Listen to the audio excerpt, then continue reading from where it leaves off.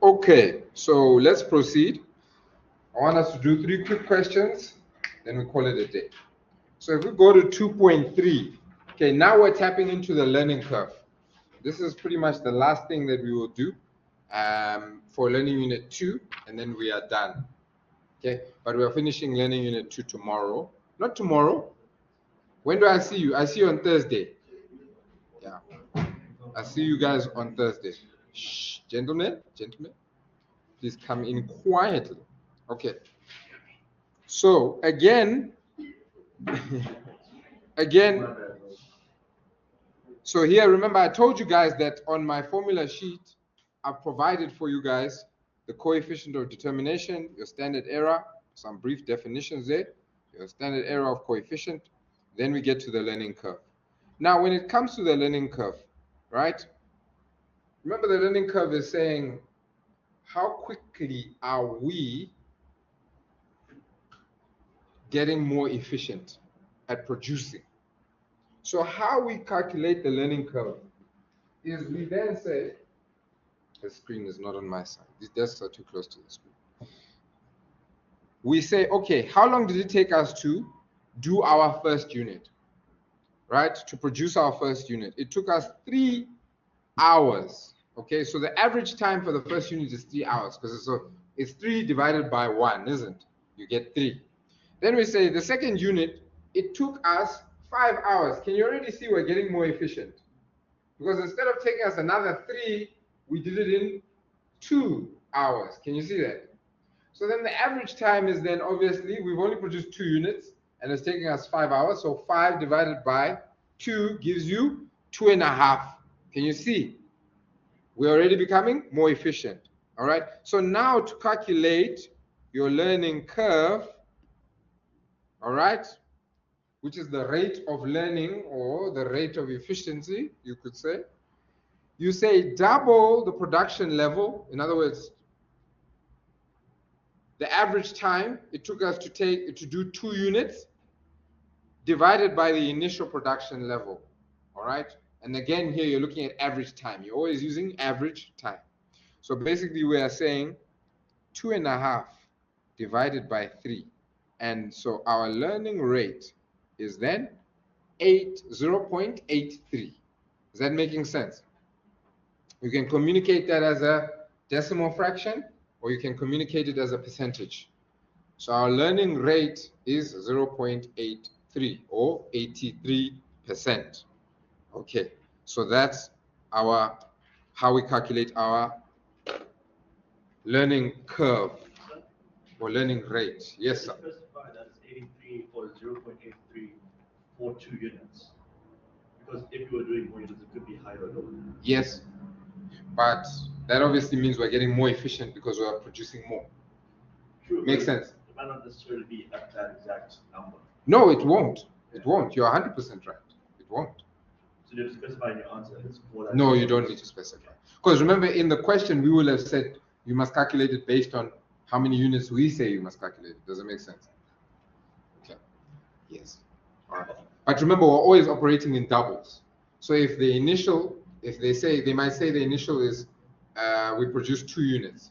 That means that the next one is 4. If the initial is 4, the next one is 8. Makes sense? It's always doubles. That's why the formula says double production level. Means that the initial will be half of the double. Does that make sense? Okay. All right. Super. So let's go on here. 2.3, it says calculate the learning rate for the learning curve if the first product took 5 hours to manufacture and the second product took 2 hours to manufacture. So we come here, we're basically saying first product took us how long? 5 hours. I'm going to put HR there. Second one took 2 hours. Okay, so total production time for the first one is 5. Okay, total production time for 2 units now is how much? Is 7. Okay, because here we're looking at total production time, not how long did it take the second unit, isn't it? Okay, so average time here, 5 divided by 1, what do you get? You get 5. 7 divided by 2 to get the average time for 2 units is 3.5. 3.5. All right, okay, now let's calculate our learning curve. Remember again, we said our learning curve is double the production level, in other words, average time for double. So as the numerator, what do we have? What is the average time? 3.5. Divided by 5, yes, because 5 is the initial production time for, and the initial production was 1 unit. And what do we get? We get 0.7. So our answer for 2.2 is 0.7, okay, or 70%. Done with 2.3. We go on to 2.4. We're doing the exact same thing. It says calculate the learning rate for the learning curve if the first batch of products, I think that's an error there. Products took 50 hours to manufacture. So the first batch took us 50 hours, 50 hours. Okay. So obviously the average time is also going to be 50. Can you see that? 50 divided by 1. Okay. And this is obviously hours again, but I won't write it out the second time. Then it says, and the first 2 batches of production took 80 hours to manufacture. So obviously here that means the total for 2, it says 80. So here they've actually given us the total production time. Can you see that? So then the average here is what? Can you see we're getting efficient already? And here I've just calculated it to save us time, because this is fairly straightforward, right? Everybody gets what's happening here. Double our initial production. Our initial production was 1 batch. Double the initial production is obviously 2 batches. 2 batches, the average time is 40, isn't?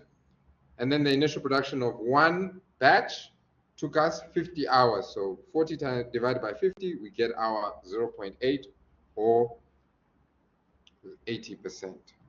Okay, so 2.1, sorry, 2.3, 2.4, fairly straightforward. Okay, now we now know how to calculate our learning rate, all right, or our learning curve.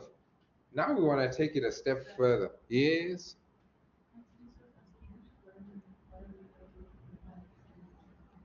So let me go back there. Why are we adding?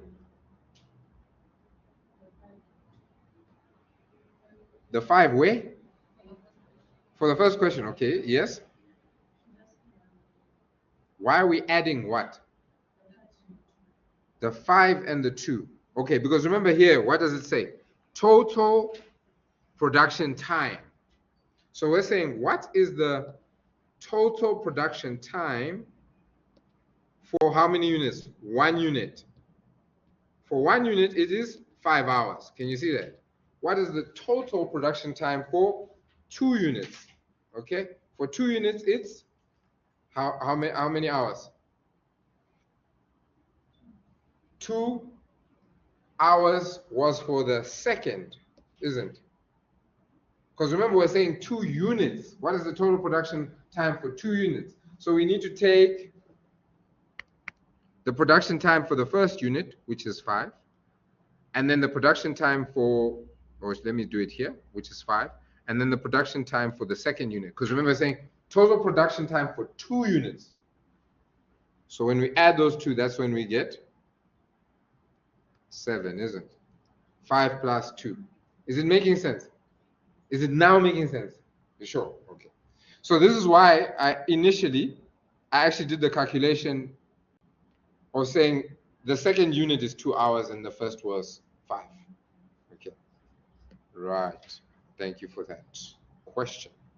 So let's go back now to, so we also have the exponential function. Okay. And with the exponential function, again, this is for us to calculate our learning rate at different levels. Okay, so used to calculate the average time to produce a certain number of units by raising the learning rate to the power of. Okay, so here the formula is this, what we have right here. We say the number of units. How many units are we trying to calculate the learning rate for? And this is where your question now comes in, because we can be calculating the learning rate at different levels of production, right? And therefore the learning rate will be different when we are producing 10,000 units versus when we're only producing 5,000 units. We will become more efficient with the 10,000 because we are getting more experience and we're learning how to do things quicker because of the number of units. All right, does that make sense? All right, so we want to see what are the different learning rates. Okay, how do we see this? By how much time does it take us to complete? So here you can see an example. So we use this, I've highlighted it in orange because we use these two to first get our initial learning curve rate. And then we start taking it to the power. Okay, we take to the power the number of units. And remember, when it comes to the learning rate, we always move in doubles. We can't say for 3 units. Can you see here we have 4 units, 8 units, 16 units, and then obviously 32 units. Okay, so be mindful of that. Be mindful of that. Okay, and with each double, we obviously, so here you can see for 2 units, we say to the power 1. For 4 units, we say to the power 2. Okay, because 2 to the power 2 gives you 4. 2 to the power 3 gives you? No, sorry. So we're basically saying 2 times 2 times 2 gives you? 8. Aha. So if I again say again times 2, we get 16. Okay, so can you see I'm moving with these units here? Okay, if we do another times 2, we're going to get to 32. Getting the point now. So bearing that in mind, let's now go to our question 2.5 and see what they're asking over there. Okay, last thing before we call it a day. Last thing before we call it a day. So there under the required, they say, using learning curve theory and the information provided above. So you see now we weren't just learning this learning curve theory for the sake of some fancy calculations. It says calculate the expected average unit cost of making 4 machines, okay, and making 16 machines, okay. And there up top they say you are provided with the following information: direct labor needed to make first machine, okay. Learning curve, they give it to you, is 80%, okay. Direct labor costs 4 Rand per hour, okay. Direct material cost 2,000 per machine, okay. Fixed cost for either size order 10,000, okay. So we now want to calculate the total production time for 4 units and for 16 units. All right. Yes, to find the labor cost 100%, and then find the average labor cost per machine. Okay, so this is our formula that we had.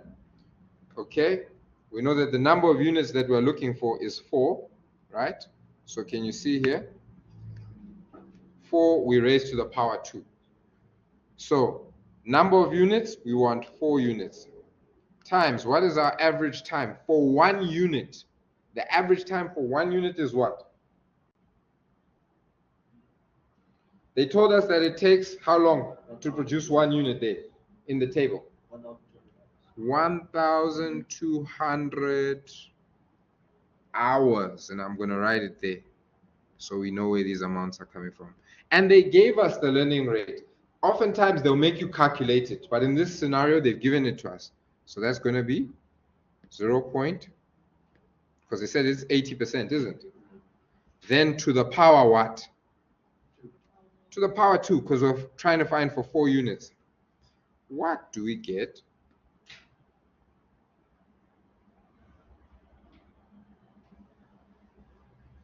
What do we get? And then whilst you're doing that, I might as well write out the formula for 16. So 16, we say we want number of units again. We want 16 times what is the average time for 1 unit? Again, it's going to be 1,200 hours. Then times the learning rate of 0.80 to the power what this time? To the power 4. Okay. 3,072. For the first one? Yeah. 3,072 what? Oh, sorry, I'm making a mistake there. And 72, so 072. Yeah. That's hours. Right? That is hours. So that's. So they're supposed to put something in brackets. Why does that seem wrong? Think about it like this. Remember, it takes us an average time of 1,200. Sorry, I should actually do this in black. Hours. Remember, the learning curve is making us more productive, more efficient. If we say 4 times 1,200, because we're saying each machine, it takes us 1,200 hours, what do we get? 4,800. So you're like nearly 1,000. Can you see we're becoming more efficient? Because it's taking us less than that hours, isn't it? So you're not off, you're definitely, and that's a quick way to check, because you know that you should be taking less time. So you're definitely not off. Then the next one is 7,864. 7,864.32. 64.32. And that's hours. So basically, you can express it as saying you're becoming 80% more efficient for each machine that you make. For each double level of production. Yeah, each double. Isn't? Yeah. It would have taken us 19,200 hours. Aha, I was actually about to go there as well. That's crazy. 19,200 to do 16 units. Can you see how the gap as we produce more is even getting greater because we're becoming more efficient? It's like almost 3 times. And that's the beauty of the learning curve. Okay, so now that we have those hours, we then come here and we say total production time for 4 units. It's a copy and paste job. Here we said it was 3,072. Oof, don't need a gap there. And here we said it was 9,000. How much? Was it 9,000? It was 7,000. Or 7,000. 7,064. And how many cents did we get? 32. Okay, right. So now to get the total labor cost, how would we calculate that? We multiply that by 4 and then add 2,000 plus 10,000 times the number of machines. We're not yet there. Because remember here we just want the total labor cost. Oh, right. You're getting the total cost of the product. So we take to get our total labor cost, yes, we have to say this 3,072 times the labor rate per hour, which we know is 4 Rand per hour, isn't it? I'm getting this from the table. Okay, which then gives us what? What do we get here?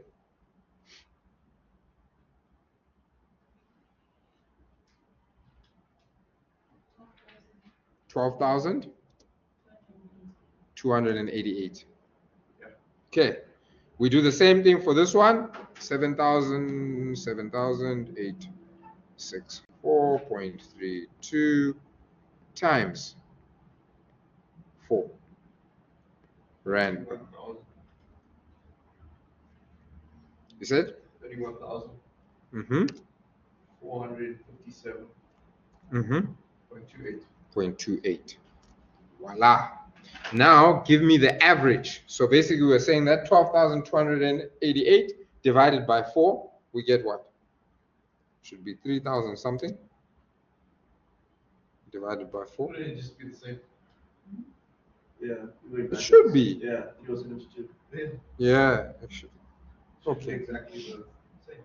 3,000. Oh, 72. Okay, so why did they make us do that calculation? Okay.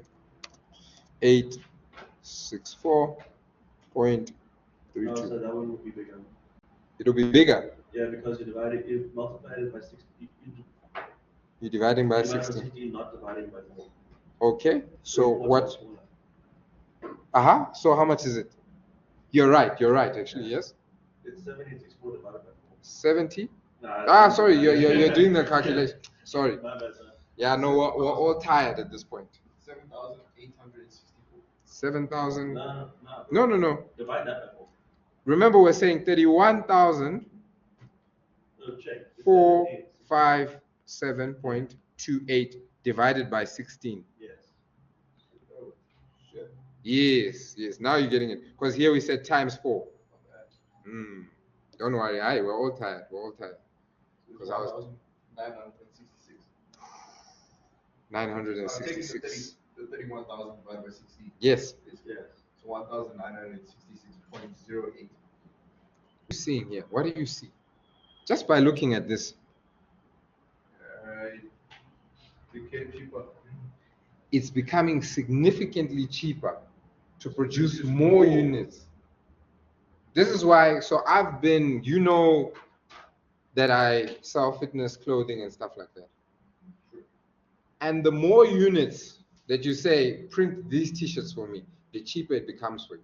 They'll quote you a cheaper price because they want to do it in bulk rather than in small orders. Does that make sense? Be a bulk discount. Exactly. They give you a bulk discount. So now, basically, you're seeing that now we can see that, producing more is actually cheaper. Economies of scale. Okay. Now this is where you were. Okay. And you've done the heavy lifting with this question. This is what we were trying to establish. The total cost per unit if we only produce 4 units. And there you can see, if we only produce 4 units, our direct labor, which we calculated up top, let me change colors. Let's do something green, something totally different. So here, we've got our direct labor, copy and paste job, all right, per unit. Then we say direct materials, they said 2,000 per machine. So that again is a copy and paste from the information given. Then fixed costs, here you can see the calculation. We're saying fixed costs don't change, but we're spreading that 10,000 across 4 units in the first instance where we have 4 machines. So 10,000 divided by 4, you've got 2,500. Okay, those are our fixed costs. Because remember, we're saying per unit cost. Okay, then so our total cost per unit is then obviously 7,572 if we produce 4 units. Look at our total cost if we produce 16. All right, everything, all right, we already spoke on that. So here you can see your fixed cost is now spread over more units. So your fixed cost per unit is now 625. Your total cost per unit is then 4,591 and 8 cents. Okay, so you begin to ask yourself, should we produce more units or less units? Depending on what you're trying to achieve, if you know you're going to sell these and they don't expire, you might as well do it in a batch. Does that make sense? And then store. All right. If your product expires, here we're obviously talking about machinery, isn't? So here that's not a concern. But if your product expires, all right, if you have that type of a scenario, then obviously you may want to. So for instance, if we're baking cakes, does that make sense? We know that this thing won't last forever. Yes. But on the other side, even with machines, like we still store them. Yes. So that could also. There's always going to be other considerations because how much space do we have? 100%, 100%. But this is now you're seeing the practical application of your learning curve. And we're going to take it further. So for homework, guys, please do 2.6. Please post it on the group so that those who aren't with us can I'll be aware that they need to do 2.6. What's tomorrow? No, Friday. I see you on Friday. Thursday. Thursday. I don't see you tomorrow. Yeah. I don't see you tomorrow. We have a counting tomorrow. She's gonna be here. So do you know? I'm sure she'll be here. She was gonna be